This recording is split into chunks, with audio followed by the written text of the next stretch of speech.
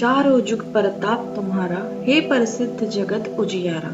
संकट कटे मिटे सब पीरा, जो सुमरे हनुमत बलबीरा। अंत काल रघुवरपुर जाए, जहाँ जन्म हरि भक्त कहाए। और देवता चित्त न धरई, हनुमत से सर्व सुख करई।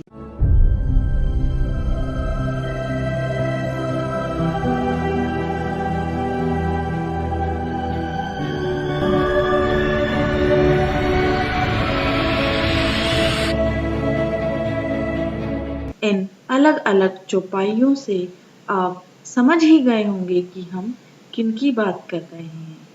जी हाँ, संकट मोचन हनुमान की। राम भक्त संकट मोचन हनुमान को कौन नहीं जानता। पवन पुत्र हनुमान जी को महाबली माना जाता है, जो अजर अमर हैं। राम भक्त हनुमान जी के कुछ अनजान रहस्य जानकर आप भी यकीनन चौंक जाएंगे। आज हम आपको ऐसी ही बातें बताने जा रहे हैं। हनुमान जी बंदर थे। हनुमान जी का जन्म कपि नामक वानर जाति में हुआ था।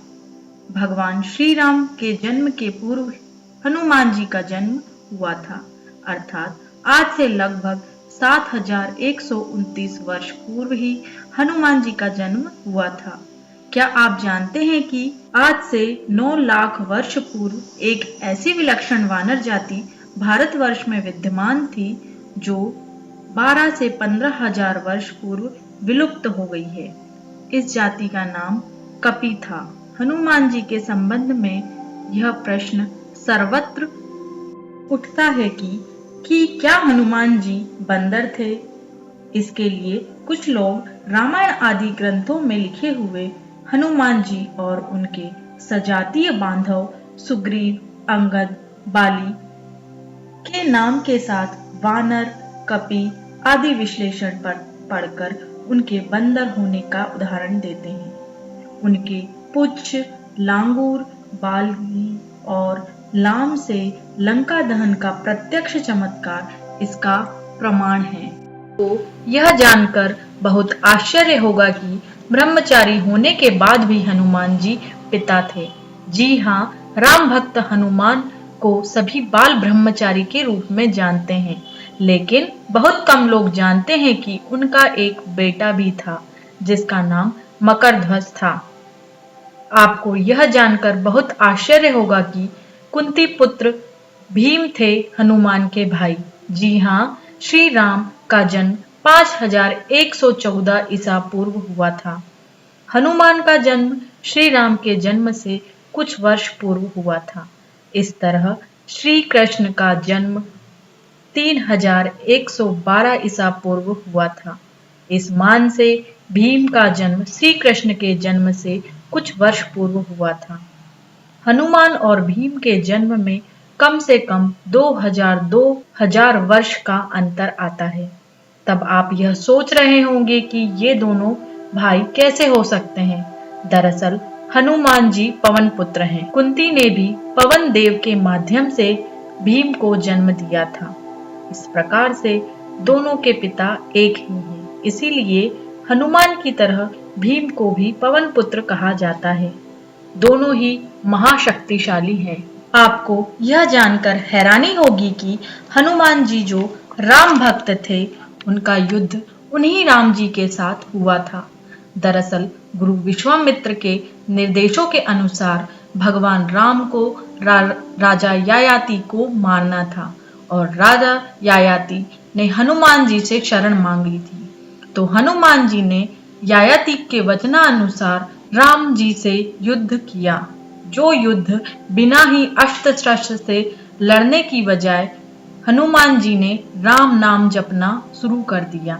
जब राम ने हनुमान जी पर बाणों की बौछार की तो वे सभी बाण बेअसर हो गए।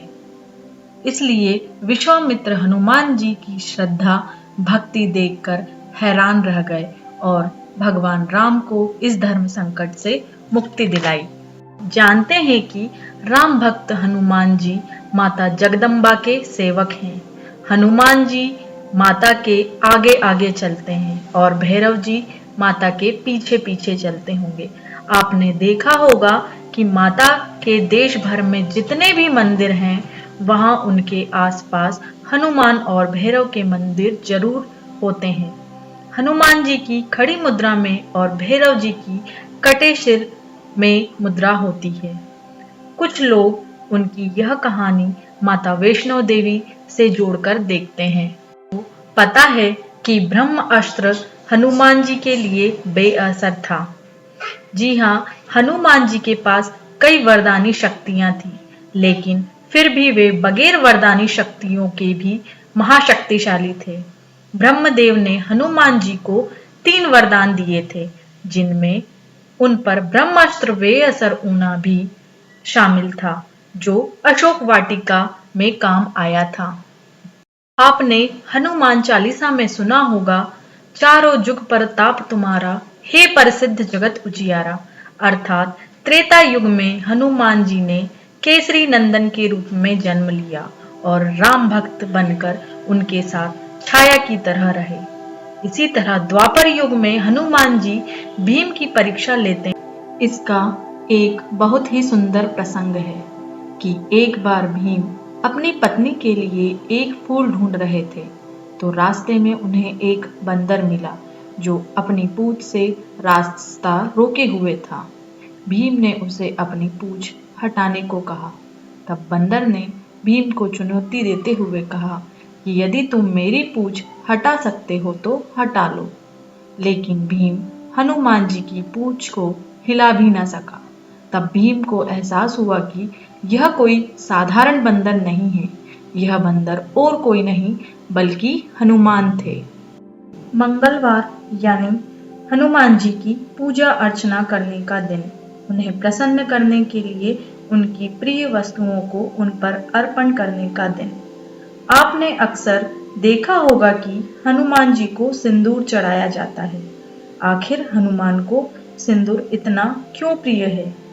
रामायण की एक कथा के अनुसार श्री हनुमान जी ने जग जननी श्री सीता जी को मांग में सिंदूर लगाकर देखकर आश्चर्य से पूछा, माता, आपने यह लाल द्रव्य मस्तक में क्यों लगा रखा है?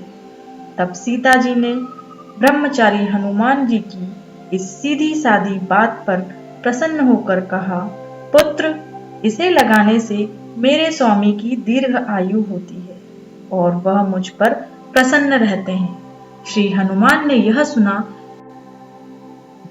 तो वह बहुत प्रसन्न हुए और विचार किया कि क्या जब एक उंगली भर सिंदूर लगाने से आयुष्य वृद्धि होती है, तो फिर क्यों ना सारे शरीर पर इसे पोतकर अपने स्वामी को अजर अमर कर दूं।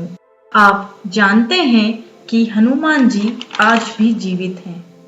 जी हाँ, कल्प के अंत तक शरीर में रहेंगे हनुमान।